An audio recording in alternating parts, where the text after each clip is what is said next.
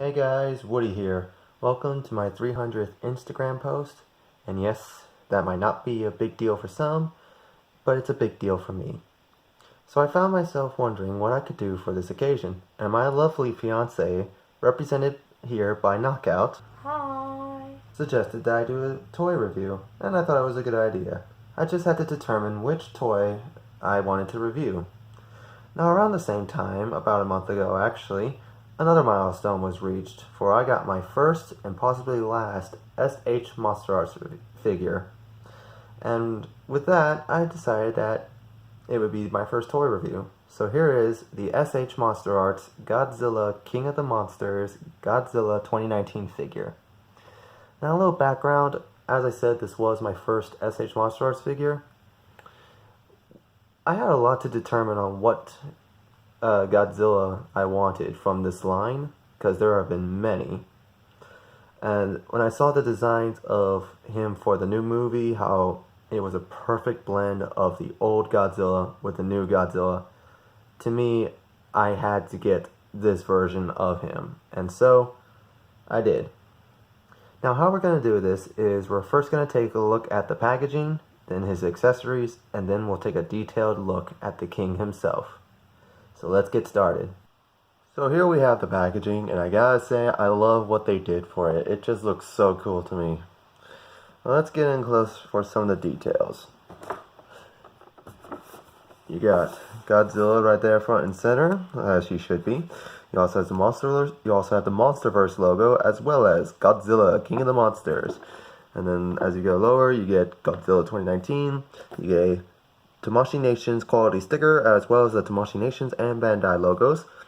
You also get the Legendary logo, as well as Toho logo, and you get the 65 years of Godzilla. Hopefully you will get many more. And then you have what is here, which basically all that Japanese right there translates out to who has the rights to all this. And then you got here, which tells you what SH MonsterArts figures are all about. If you want, try to pause the video, go ahead so you can read it. Otherwise, let's get going. On this side, you have Godzilla roaring, and then you just have a nice shade of blue, SH MonsterArts Godzilla 2019. And then on the back here, we have your product shots. You of course get another Godzilla King of the Monsters, Godzilla 2019, with Godzilla in a variety of poses, including this iconic one, which if you've seen the trailer or the movie, you know it's friggin' awesome. Don't lie to yourself, you know it's awesome. And then you got a bunch of Japanese here, which I think I'm going to have to do a separate review to translate it all. But it's basically, this one tells you who it was, the prototype coloring was done by, and then the one below it, right here, tells you who produced the movable prototype. Now, I'm going to tell you who did it, alright? The prototype coloring, right up here, forgive me if I botched the name, it was done by Mr. Yuji Sakai. And then the one who produced the movable prototype was Mr. Mitsuhiko Hosokawa. And yeah, credit to those guys, because they gave us an awesome looking prototype, which led to an awesome figure itself. Now, I might be wrong on this one, but comment below if I'm wrong on this one. I remember hearing that the guys who made this had access to the files of what Godzilla looked like in the actual movie. They had the actual movie files to use as reference point to make this as screen accurate as possible. If that's true, that's friggin' awesome. Alright, anyway, enough of that. Onto the other side of the box. You just get Godzilla, SH MonsterArts Godzilla 2019, another MonsterVerse logo, bunch of nice colored smoke, clouds, and black. You get this on the top, SH MonsterArts Godzilla 2019, with a viewing window and a nice shade of blue. On the bottom, you just get your things and barcodes, blah blah blah, warning, choking hazard, small parts, not for children or 3, and then another picture of Godzilla with SH MonsterArts Godzilla. I hope you all feel bad. You're squishing him every time you put your box like this. Oh, I'm sorry, Koji. I am so sorry. I'm squishing you now. Anyway, now that we got the packaging out of the way, let's move on to his accessories. So here we have the 2 accessories that Godzilla comes with. We have one atomic breath part, molded in a very, very nice shade of blue. It is semi-translucent or semi-transparent, however the heck it's called. Heck, it might be called transparent. That's not a word. It's got some silver accents to it, and we've actually seen this before. Yes, this is a reissue of a previous atomic effect part. This is from the 2014 SH MonsterArts Godzilla figure. More specifically, the Spitfire version. And you can tell it is because if you compare the two, it is the exact same sculpt, and it still has, let's see if where is it? The peg hole right there for your Act 5 Tomoshi stand. But you know what? It's an awesome sculpt, and I can give it a pass. Because, I mean, look at it. Just look at it. And then his second accessory is the lower jaw. Now, as you can see, it's been sculpted very nicely. You have the molded semi-transparent plastic right there, which is very cool. You have the molded in teeth and scales for the figure to definitely match up with when you attach it. Now, the jaw membrane seems to have been just a case of red paint on a black background, which, if you've ever painted, that's not always a good idea, because as you can see, the red is very dark. But you know what? I don't mind. And then you have the underside of his chin, basically. You got his chin here, and it's very well sculpted. You got some nice textures there. And all in all, yeah. Now, what happens here is that basically you would rip the jaw off of your SH MonsterArts figure and then replace it with this.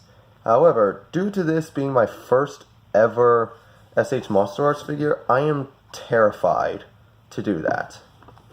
So, but thankfully, I do have a demonstration for you in some way. Because here are the instructions, which tell you how to do it. So, just rip the jaw, rip out his primary jaw, replace it with this one. And you take the flame apart, tilt the head up, and that's how you get the iconic scene. Now basically, to get that bit, you just gotta, there's a little hole right in there, and you just basically do that. But then that leads to another issue. As you can see, it is 2 shades of blue right here. That, or there were no silver accents painted on this part. So it doesn't exactly match, but it's not really enough to bother me. As I said, I don't plan to display it with this jaw piece on, because I am terrified I will actually break my figure, because if you look right there, that's just a little ball joint peg, or a double ball joint peg. And yeah, I don't want anything to happen to that, so this will always stay in the box after this review. However, this, I plan to get an Act 5 Tomoshi stand for, since I don't currently have one now, but I will still show you how it will look with an Act 5 Tomoshi stand. Oh honey, care to give me a hand? Now this is how he would look without the lower jaw piece, with just the piece right in it. And you can see it fits naturally in his mouth. You would normally plug in an Act 5 Tomoshi stand. Well, it's actually upside down, so that's how it'd be.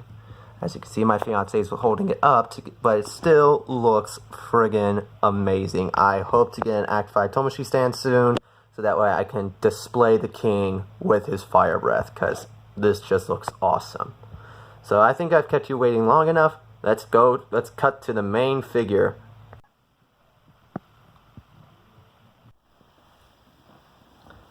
So here we have Godzilla himself, and I have to say, this figure is just amazing. It's beautiful. It does the king justice. This is just everything I've ever wanted in an SH MonsterArts figure, let alone a Godzilla figure in general. Like, this is just awesome. Now let's take a look at his articulation. The jaw can open and close because it's on that ball joint peg.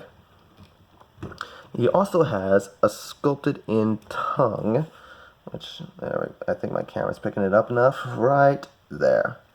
Now, if you get like a toothpick or a tweezer, you can actually lift it up a bit. However, if you lift it up, you will take it out of its peg, which could be a pain to put it back. So I would recommend just leave it alone. I mean, he already looks awesome. You don't need it like that. Alright, so you can rotate his head around like that. Just do that. You can look side to side. You can look up that far so he can do that pose. You can look down that much. As you can see, right there's a little gap so he can do that. But you know what? It doesn't break the mold. It does not break the look, in my opinion. So with this part, you can also make him just tilt side to side. His arms can do a full 360. However, the ball joints in the shoulders are extremely tight. Well, not extremely tight. They are tight. So I wouldn't recommend trying to make him do a full, 360. And then you have the elbow joints, which you can just have them lying flat like that. You have a ball joint here, which will allow you to swivel it around. And then a ball joint at the wrist, meaning you can make it lift up a bit, down a bit, swivel it a bit. You can do whatever kind of thing. The whole figure is ball joints basically, so yeah. And then you have, not like as I said right here, you can move it around a bit, you can have them lift up a bit. Doesn't break the sculpt. Onto the legs, they can do a full 360, they can spread about that much, come in about that much. And then you have this part right here which can tilt. You got this part that can do that much. You have a calf. You can rotate at the calf. You can pivot here at his ankle. So that's pretty cool.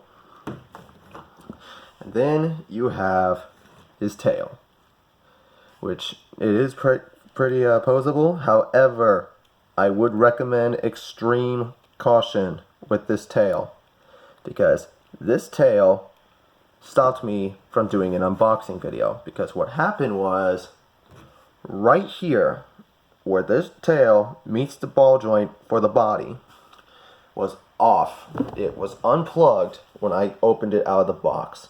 I had to reheat the little stub at the end of this part to plug it back in. And this part was just a ring piece, so it made it even more of a hassle.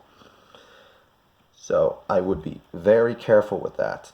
I don't know if it was just my figure. It might have just been that one-time QC issue. If it happened to you guys, comment below. I would really like to know if it happened to anyone else or if it was just me.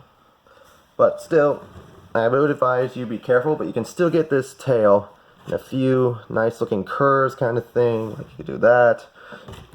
You could just have the tail like that. But all in all, that's it for articulation. Sculpt wise, I have to say, yes, it's Godzilla, and it's pretty well done. Actually, it's pretty well done. What am I talking about? This thing's amazing! The texture of it just feels like pumice rock. Like, it is just so rough. It's just awesome. Now, it is sharp in a few places. I should know because I actually cut my hand when I was trying to put the tail back on, because these dorsal spines, especially the ones on the tail, are sharp as heck. Like, you will cut yourself sometimes if you're just grabbing it, which I had to do to put the tail back on. I have to say though, worth it. Totally worth it. This figure is worth it. But yeah, his claws, they do feel a bit sharp, but they're not so sharp that you'll cut yourself on the thing. You gotta actually apply real pressure if you want to try to cut yourself, but you'll probably break the figure before you break skin. He's got a bit of he's got some sharp claws on his toes. You got the dorsal spines. Now, could someone tell me if that is standard on all the SH MonsterArts figures, or if it's just mine? I've seen other reviews of this guy. I've taken a look at what he actually looked like in the movie, and this gap is not there. Now I know it's not a broken spinal piece because there are no signs of breakage. It came like this right out of the box. And I would really like to know if it was just a one-time QC issue or if this is widespread, so comment below and let me know if your figure has that little gappage. And then, now let's go over the details a bit, shall we? First off, you have his eyes, which I'm not sure how well are coming across on camera, but they are not so beady-eyed, really. They are looking straight at you. So, if he's looking at you like that, just run. Run, because you probably pissed him off. And you know why you pissed him off. Anywho, you have some of the spinals, the dorsal spines starting to form right there on his neck before they start getting a little bigger. And of course you have the main column of spines, which are beautifully, individually sculpted. Like you could just see the lines in it. It is just absolutely beautiful. And they taper off at the end of the tail. But back to the main body. You got that nice scaly texture all right throughout the figure. You can see he's rocking his six-pack, so dude's been working out as the king needs to, or else he's not going to be able to take on Ghidorah. As I said, he's got some sharp claws, which are a little bit painted, but even if that's considered bad painting, I'm okay with it, really. Because, well, to be honest, hell, yeah, I'm just fine with it. So anyway, moving down to the legs. Again, you got that nice scaly texture all the way down to the feet. Toenails have a bit of paint applications on it. And if you look at the bottom of the feet, you get a nice little texture bit right here, as well as, you know, who this is licensed by, who owns the rights, blah blah blah. And then at the bottom of the tail, you can see there's a big difference. Rough and scaly, a bit more smooth. And that goes all the way throughout the tail. So yeah, he's just friggin' awesome. So with the articulation and sculpting out of the way, let's do a few size comparisons, shall we? Now Godzilla stands about 6 inches tall in general. So for starters, we're going to compare him to my custom deluxe class Knockout from Transformers Prime. And as you can see, Godzilla definitely towers over him, as he should. The king towers over all. So we're going to need something bigger. Here is his conjuncts. Breakdown. Arms Micron, Voyager class, breakdown. Not as tall as Godzilla, especially if you move this, like the cannon. That's the only reason why might be a little taller than him. And then we have the Lord of the Decepticons himself, my custom Voyager class, Megatron. Now, Megatron does tower over Godzilla. However, despite that, Megs, you're not going to win the fight. Godzilla's king for a reason. I like you, Megs, but you're scrap metal. You're scrap metal to the king. And then, let's compare him to the only other Godzilla figure I have, the Funko Pop Godzilla. And as you can see, they are roughly about the same height. However, the SH Monster Arts figure is a bit taller. Honestly, I'm imagining Godzilla just looking at this guy going, is this supposed to be me? Is this me? Why do I look so cute and fluffy anyway? Enough of that. So yeah, that's all the comparisons. So that is it. That is the SH Monster Arts Godzilla King of the Monsters Godzilla 2019 figure. In my opinion, the figure is perfectly painted, sculpted, and is a beautiful figure to own. And if you wish to own this figure, you can get it online at Amazon, which is where I got mine. Totally worth it. Now, as I said at the beginning, this is my first toy review for my 300th Instagram post. And as I also said, this is my first and possibly last SH Monster Arts figure, because I don't know if I'm going to be lucky enough to get the Mothra Rodan double pack. I'm not going to get the SH Monster Arts King Ghidorah 2019 figure because I've heard a lot of people say that the wings feel like they could break if it takes a substantial hit. And since the figure is about $200, I don't want to risk it. If it's going to be $200, it better be unbreakable. But yeah, so hope y'all have enjoyed the video. Feel free to like the video, comment below if you got the figure and your opinions on it. Follow me on my Instagram to see what pictures I posted in the past and what my future posts to come. This is Woody signing off.